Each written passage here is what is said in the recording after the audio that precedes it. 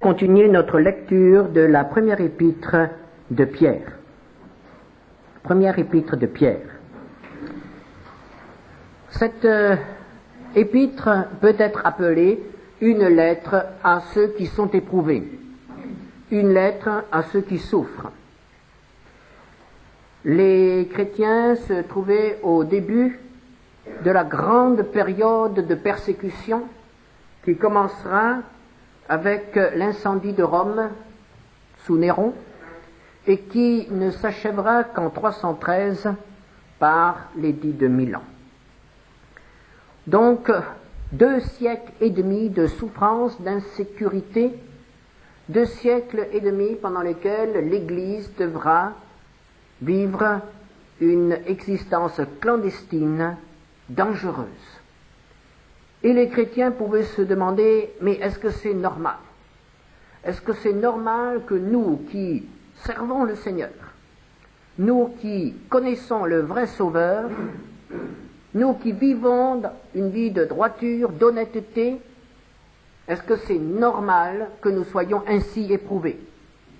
Et l'apôtre Pierre leur écrit en leur rappelant que la grâce à laquelle ils sont attachés est la véritable. La souffrance, l'épreuve, fait partie de l'expérience du chrétien. Elle ne peut pas être évitée. La souffrance, qu'elle soit physique, morale ou spirituelle, est quelque chose qui appartient à notre existence. Maintenant, comment souffrir? Comment supporter l'épreuve? Comment tenir dans les moments difficiles? L'apôtre Pierre a d'abord exhorté ses frères à lever les yeux. Lorsque nous souffrons, lorsque nous sommes éprouvés, nous avons tendance à voir l'avenir en noir. Notre épreuve du moment présent jette son ombre sur tout notre avenir. Et nous nous disons comment faire? Comment est-ce que je pourrais tenir? Si j'ai telle ou telle maladie, comment est-ce que cela va finir? L'apôtre Pierre nous dit, levez les yeux.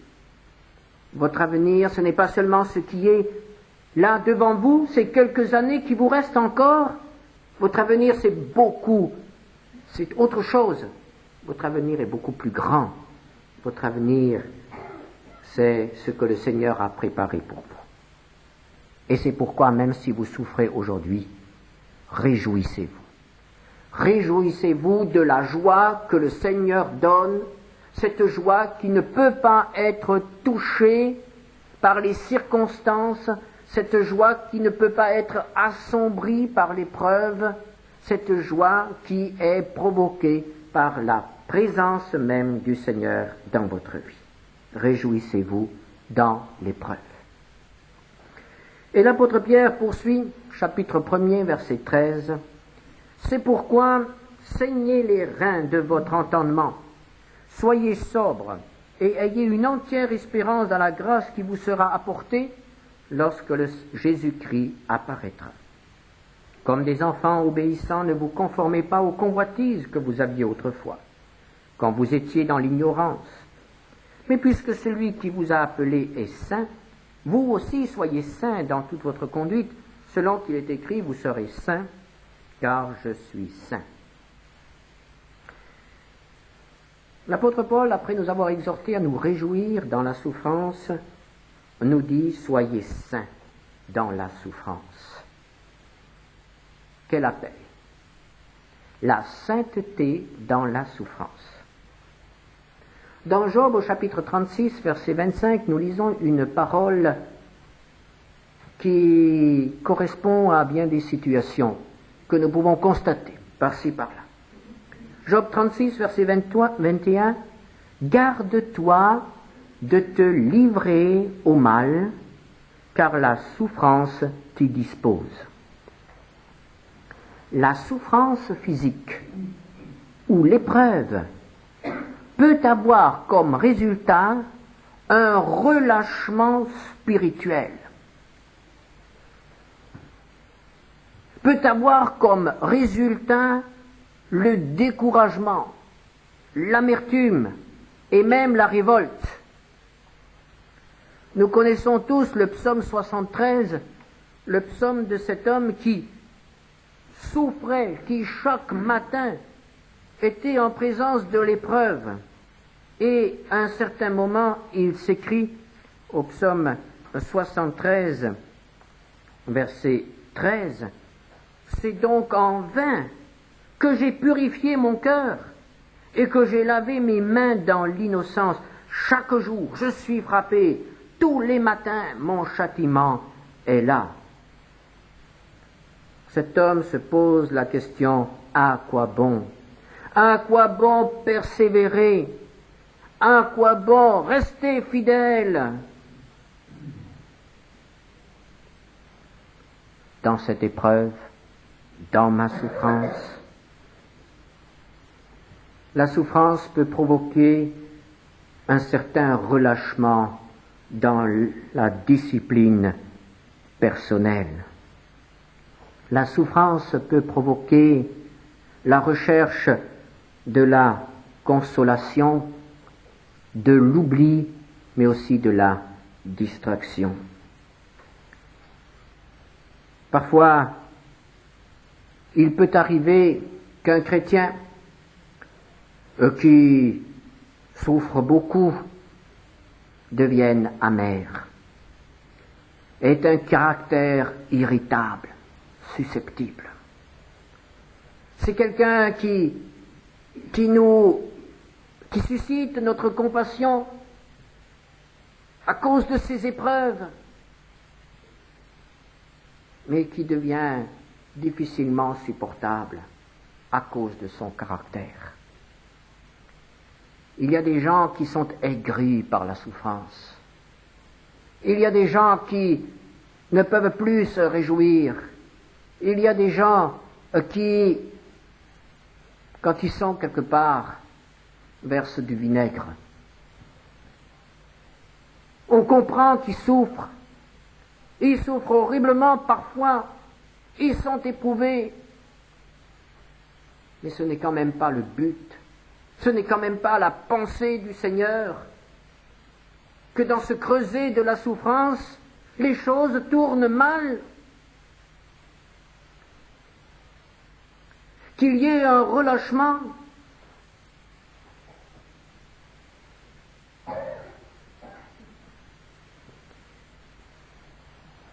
L'épreuve fait souvent apparaître le défaut caché. Quand il y a un défaut caché dans un vase, cela apparaît lorsqu'il est exposé à la chaleur du four. Quand on le sort, quand on ouvre le four, on s'aperçoit que le vase est fêlé. Quand une pièce est défectueuse, c'est quand elle est mise en place, quand elle doit travailler, quand elle doit prouver son efficacité, que le défaut apparaît. Et c'est au combat que l'on voit si on a affaire à un bon soldat. Oh, il y a des soldats qui manœuvrent à merveille dans la cour de la caserne, qui sont formidables à l'exercice de tir, mais qui, en première ligne, sont absolument incapables de faire quoi que ce soit, manquent de courage et battent en retraite. C'est dans l'épreuve que se manifeste la véritable nature de l'homme. C'est dans la souffrance que se manifeste notre caractère.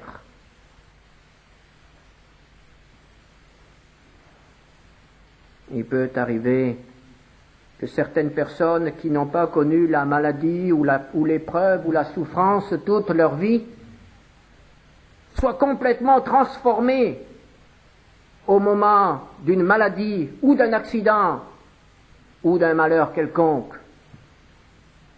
Et quand on les rencontre, on les trouve aigris, révoltés, ou bien se plaignant, gémissant, remplis d'une pitié de soi, qui nous fait parfois honte.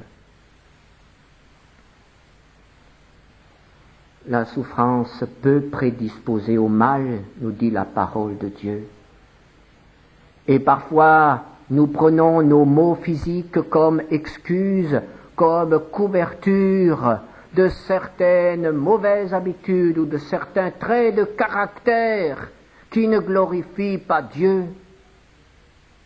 Et parfois, il peut nous arriver d'imposer notre mauvais caractère aux autres parce que nous sommes malades. Il y a des malades qui sont de véritables tyrans pour leur famille. On doit céder à tous leurs caprices parce qu'ils sont malades, ou parce qu'ils sont éprouvés, ou parce qu'ils traversent le malheur, ou ils ont des difficultés en ceci ou en cela. À ce moment-là, il faut les aborder avec des gants. Garde-toi de te livrer au mal, car la souffrance t'y dispose. Et c'est là l'un des plus grands dangers de l'épreuve. C'est que nous la vivions mal. C'est que tout à coup, elle révèle en nous des choses qui ont été cachées jusqu'à présent et qui se manifestent au grand jour. Alors, comme il est regrettable de constater parfois chez certains vieillards qui perdent un peu le contrôle d'eux-mêmes, comme il est regrettable de constater chez des hommes, des femmes qui ont vécu en bons chrétiens toute leur vie, que tout à coup, toutes sortes de choses sortent là.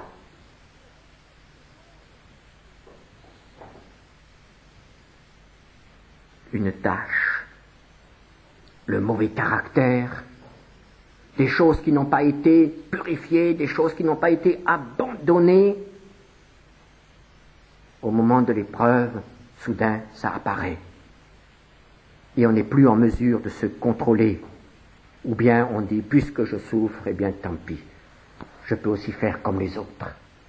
Le psalmiste était tenté de parler comme les autres, d'agir comme les autres, puisque de toute façon, il était malheureux.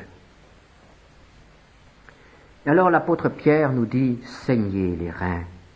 Et nous avons là une très belle image. À cette époque-là, les vêtements étaient flottants et très amples. Et alors, cela allait très bien quand on pouvait se promener. Mais quand il fallait courir ou quand il fallait combattre, ces vêtements flottants étaient vraiment une entrave. Et alors à cette époque-là, quand on travaillait ou quand on marchait ou quand on luttait, on saignait les reins, c'est-à-dire on prenait une ceinture et on ramenait ces pans flottants. On ramassait tout cela autour de son corps, on collait cela au corps, et à ce moment-là, on pouvait travailler, on pouvait lutter, on pouvait marcher. L'épreuve est toujours un combat. Que ce soit la maladie ou que ce soit une épreuve de quelque autre sorte, c'est un combat qui s'engage. Un combat entre l'adversaire et nous, l'adversaire qui veut nous terrasser, l'adversaire qui justement veut nous porter à faire le mal, à nous décourager, l'adversaire qui veut nous avoir à terre. Le moment de l'épreuve est toujours un moment de combat, un moment où il faut absolument se ressaisir pour ne pas être emporté. Et l'apôtre poursuit, soyez sobres. Bien sûr, en pensant à la sobriété, on pense d'abord aux boissons alcoolisées. Mais ce texte ici va beaucoup plus loin. Nous pouvons aussi penser à certains médicaments qui sont des drogues et qui altèrent la vigilance. Certains médicaments nous empêchent de réagir avec bon sens, ou nous rendent beaucoup plus fragiles à toutes sortes de choses qui sortent de nous. Mais il y a aussi autre chose. Cette sobriété, l'apôtre Pierre la comprend aussi comme éviter les exagérations. Exagération de la grandeur de notre épreuve, exagération de notre état, exagération de notre souffrance, exagération des difficultés que nous rencontrons, exagération de nos plaintes, exagération de la pitié de soi-même, exagération aussi de nos exigences envers les autres. Vous avez tous déjà connu des gens qui, quand ils sont malades, se font servir comme des pachas. Ah, alors là, qu'est-ce qu'il faut s'en occuper? Il faut être aux petits soins, et courir, et venir. Certains malades sont capables de mobiliser tout un service d'hôpital, si on les laissait faire. Toujours la sonnette, toujours quelque chose. Il faut accepter d'avoir sa part comme tous les autres. Il faut être sobre dans ses exigences. La sobriété. Ne pas se laisser emporter, ne pas perdre pied. Mais comment? L'apôtre Pierre parle ici de l'espérance. Ayez l'espérance. Et nous reprenons là un texte de l'Épître aux Hébreux au chapitre 6, verset 19. Cette espérance, nous la possédons comme une ancre de l'âme, sûre et solide. Elle pénètre au-delà du voile, là où Jésus est entré. L'espérance est une ancre qui nous retient, pour ne pas être emporté par le courant. Et cette ancre est attachée à Jésus. Et Jésus ne peut pas être emporté. Et Jésus-Christ, nous est-il dit ici, apparaîtra. Et à nouveau, nos regards sont détournés vers cet avenir lointain. Le retour du Seigneur, cet avenir qui va au-delà de notre avenir immédiat. La grâce, une entière espérance dans la grâce qui vous sera apportée. Lorsque Jésus viendra, il ne viendra pas pour augmenter notre épreuve ou pour nous faire des reproches. Il viendra pour nous apporter la grâce. Parce que la grâce est attachée à sa personne. Lorsque nous lisons dans l'évangile de Jean, au chapitre 1er, verset 16, nous avons reçu de sa plénitude et grâce pour grâce. Lorsque Jésus se présente quelque part, là où se trouvent des chrétiens, il se présente pour apporter la grâce. Et lorsqu'il se présente dans la chambre de quelqu'un qui est malade ou qui souffre, c'est pour lui apporter la grâce. Il faut que nous ayons cette espérance et que nous sachions que nous ne sommes pas sans le Sauveur, que nous ne sommes pas sans la grâce. Voilà la réponse à cette horrible tentation de se livrer au mal parce que nous souffrons, d'accepter certains compromis parce que nous souffrons. Alors l'apôtre Pierre poursuit, « Soyez saints ». L'exigence que Dieu nous adresse à nous qui sommes éprouvés, c'est la sainteté.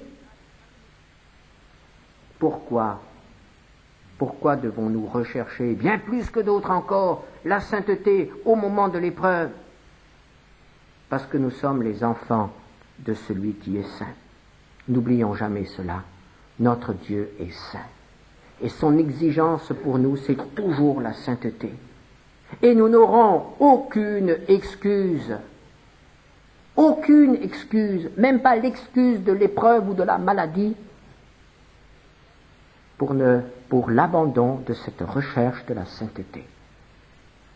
Dieu est saint et il veut que ceux qui l'invoquent soient saints aussi.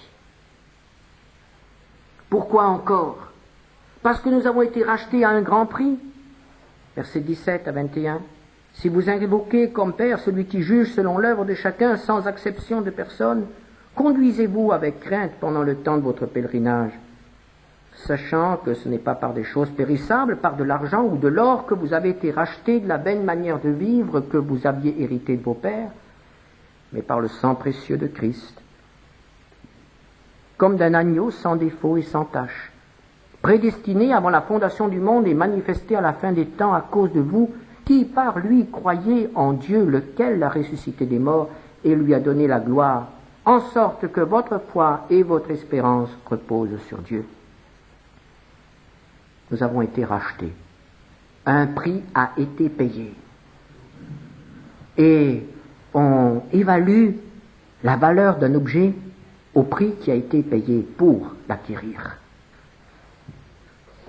Très souvent, ce n'est pas cet objet lui-même qui a cette valeur, mais c'est le prix qui a été offert, c'est le prix qui a été donné, qui lui donne la valeur. Lorsque cette lettre a été écrite, existaient encore les marchés d'esclaves. Certains esclaves étaient achetés à un bas prix. D'autres esclaves étaient achetés à un prix important. Et on attendait davantage de celui qui avait été acheté à un prix important. Parce que le maître avait investi davantage dans cet homme pour son rachat. Alors quel a été le prix qui a été payé pour nous? Ce n'est pas un prix que l'on peut estimer sur terre. L'argent et l'or n'ont pas de valeur au ciel pour le rachat de notre âme. Le prix qui a été versé, c'est le sang de Jésus, la vie de Jésus. Voilà le prix qui a été donné pour chacun d'entre nous. Et surtout, ne pensons pas que ce prix, c'est le prix de Jésus divisé par tous ceux qui ont été rachetés. Il est permis de dire que si nous étions les seuls à être rachetés, Jésus aurait dû mourir pour nous.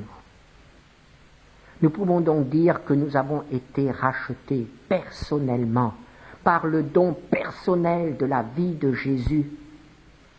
Je peux dire que le sang de Jésus a été répandu pour me racheter et que Dieu a donné son Fils pour moi. Et c'est pour cela que j'ai de la valeur aux yeux du Père, parce qu'il a payé un prix fort, un prix que nous ne pouvons absolument pas estimer, un prix qui ne peut pas être dépassé. C'est le maximum qui peut être payé. Il a donné son sang, il a donné sa vie pour moi. C'est ce qui fait notre valeur. Et c'est la raison pour laquelle le Seigneur s'attache à nous. Il nous considère comme étant chacun d'entre nous ce matin, du plus petit au plus grand. De celui qui vient de se convertir jusqu'à celui qui est un ancien dans la marche avec le Seigneur. Nous avons tous le même prix aux yeux de Dieu. Nous avons tous la même valeur. Et c'est pourquoi les exigences du Seigneur sont toutes les mêmes pour nous. La sainteté. Nous devons être saints parce que nous avons été rachetés par le sang de Jésus. Nous devons être saints également parce que nous avons été régénérés par la parole de Dieu. Hébreux 1, verset 22 à 1 Pierre 1, verset 22 à 25. Ayant purifié vos âmes en obéissant à la vérité pour avoir un amour fraternel, sincère, aimez-vous ardemment les uns les autres de tout votre cœur, puisque vous avez été régénérés non par une semence corruptible, mais par une semence incorruptible, par la parole vivante et permanente de Dieu. Car toute chair est comme l'herbe, et toute sa gloire comme la fleur de l'herbe. L'herbe sèche et la fleur tombe, mais la parole du Seigneur demeure éternellement, et cette parole est celle qui vous a été annoncée par l'Évangile. L'œuvre que Dieu a accomplie en nous prend comme point de départ sa parole.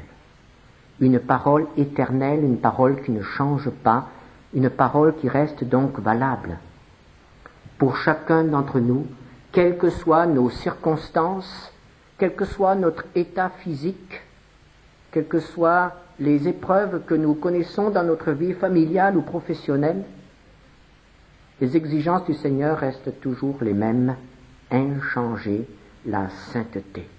Ce qu'il veut pour nous, c'est la sainteté.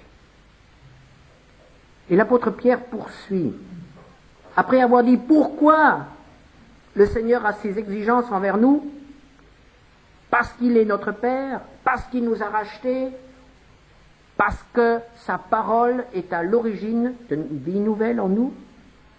Il poursuit en disant, parce que vous avez une vocation. Parce que j'ai des pensées, j'ai des ambitions pour vous sur cette terre. Et quelles sont les ambitions du Seigneur pour nous? Il nous le dit un peu plus loin.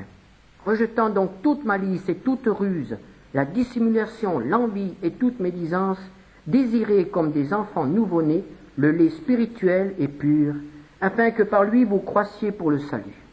Si vous avez goûté que le Seigneur est bon, approchez-vous de lui, pierre vivante, rejetée par les hommes, mais choisie et précieuse devant Dieu, et vous-même, comme des pierres vivantes, édifiez-vous pour former une maison spirituelle, un saint sacerdoce, afin d'offrir des victimes spirituelles agréables à Dieu par Jésus-Christ. Car il est dit dans l'Écriture, voici je mets en Sion une pierre angulaire, choisie, précieuse, et celui qui croit en elle ne sera point confus. L'honneur est donc pour vous qui croyez, mais pour les incrédules, la pierre qu'ont rejetée ceux qui bâtissaient est devenue la principale de l'angle, et une pierre d'achoppement, et un rocher de scandale. Ils s'y heurtent pour n'avoir pas cru à la parole, et c'est à cela qu'ils sont destinés.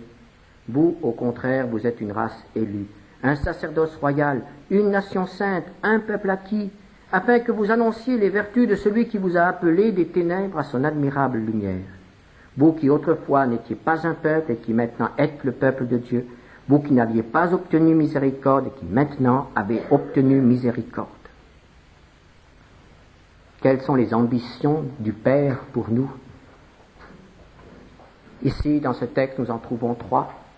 Il veut faire de nous une maison spirituelle, il veut faire de nous un sacerdoce royal, et il veut faire de nous un peuple témoin. Une maison spirituelle. Le Seigneur Jésus est appelé la pierre vivante, le rocher sur lequel est édifiée une maison, un temple. Et le Seigneur nous dit, en vous approchant de lui, vous êtes devenus pierres vivantes, vous aussi. Et ces pierres, il veut les tailler. Ces pierres, il veut les former. Ces pierres, il veut les intégrer dans un ensemble, dans un tout, dont il est l'architecte et le constructeur. Et c'est pourquoi il faut que ces pierres passent sous le ciseau du tailleur de pierre. Et plus grande sera l'exigence, l'ambition de l'architecte pour telle pierre, plus il faudra la travailler. On passera plus de temps à travailler une pierre qui sera, par exemple, une moulure au fronton de l'édifice,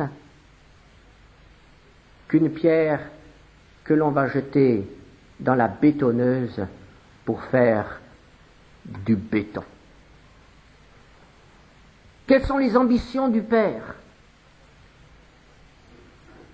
Que nous soyons des pierres précieuses, des pierres travaillées dans l'édifice de Dieu. Et très souvent, nous nous contentons d'être simplement des pierres qui font partie de l'édifice. Très souvent, nous nous contentons d'être dans la bétonneuse. Et nous gémissons dès que le Seigneur prend notre pierre et commence à la façonner, commence à enlever certains angles, commence à lui donner une forme. Et nous nous révoltons et nous disons, Seigneur, arrête. Seigneur, arrête. Laisse-moi tel que je suis. Oui, mais si je te laisse tel que tu es, tu iras dans les fondations, tu iras dans les soubassements. Je ne peux pas te mettre à un endroit qui me glorifie. Mais si Nous ne permettons pas au Seigneur d'aller plus loin. Il n'ira pas plus loin, parce qu'il respecte notre liberté. Et nous n'aurons pas la place qu'il avait l'ambition de nous donner. Mais cette place, il ne peut nous la donner que si nous acceptons d'être travaillés. Et ce travail durera toute notre vie. Nous avons déjà tous dit au Seigneur, Seigneur, assez. Seigneur, arrête. Je n'en peux plus. Nous avons tous connu de telles heures dans notre vie. Et alors le Seigneur arrête. Seigneur, donne un temps de répit. Et après il recommence. Et si nous sommes d'accord d'aller plus loin, petit à petit la pierre se façonne et devient quelque chose qui glorifie l'architecte. L'ambition du Seigneur, c'est que nous soyons un sacerdoce royal, ce que Israël devait être, c'est-à-dire des intermédiaires entre Dieu et l'homme. Mais pour que nous soyons des intermédiaires, il faut que nous connaissions notre Dieu, et il faut que nous connaissions aussi l'existence de l'homme. Quelqu'un qui n'a jamais souffert dans sa vie ne saura pas consoler ceux qui souffrent. Quelqu'un qui n'a jamais tout perdu dans sa vie ne comprendra pas ce que cela veut dire que de perdre toute chose. Quelqu'un qui n'a jamais été au chômage ne comprendra pas ce que cela veut dire d'être au chômage. Quelqu'un qui n'a pas connu des échecs dans sa vie ne comprendra pas ce que c'est que de connaître des échecs. Si nous voulons consoler, si nous voulons être quelque chose qui a de la valeur pour les hommes qui souffrent, il faut que nous acceptions que le Seigneur nous forme. Il faut que nous acceptions l'épreuve dans notre vie. Ceux qui souffrent n'ont pas besoin de nos paroles, même si elles sont belles, même si elles sont bonnes. Ils ont besoin de rencontrer quelqu'un qui les comprend. Quelqu'un qui y a aussi passé. Nous ne pouvons jamais être vraiment à la place de celui qui souffre, parce que chacun souffre pour soi.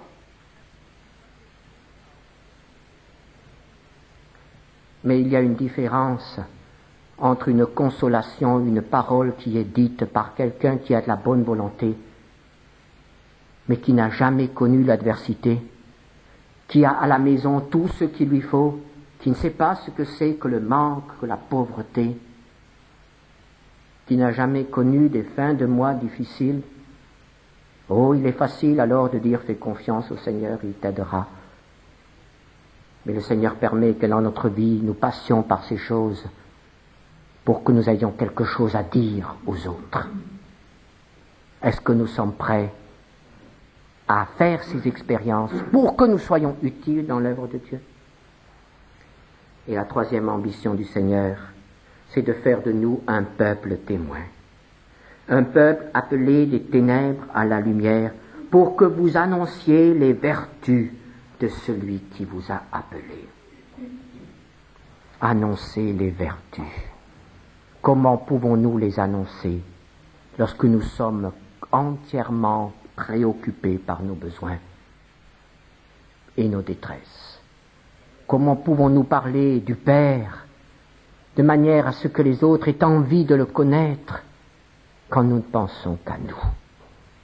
Alors, un peuple saint, même dans la souffrance, et je dirais surtout dans la souffrance, c'est à l'heure de l'épreuve que se révèle la qualité de notre foi et de notre communion avec le Seigneur.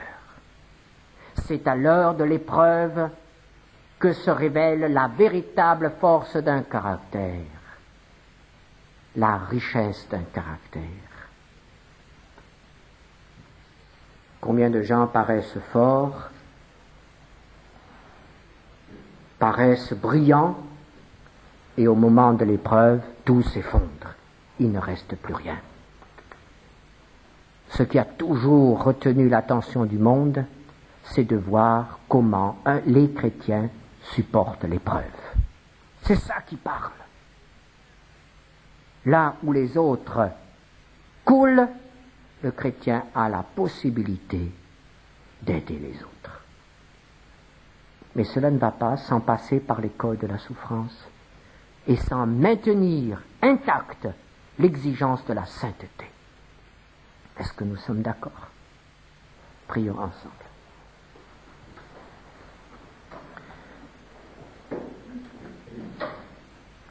Seigneur notre Dieu, en lisant ces choses, nous pouvons peut-être avoir comme réaction que tes exigences sont trop fortes, que ce que tu nous dis est dur, que nous ne pourrons pas répondre oui. Car en effet, Seigneur, aucun de nous ne peut répondre oui à la souffrance. Mais ce que tu nous dis, Seigneur, cette exigence de sainteté,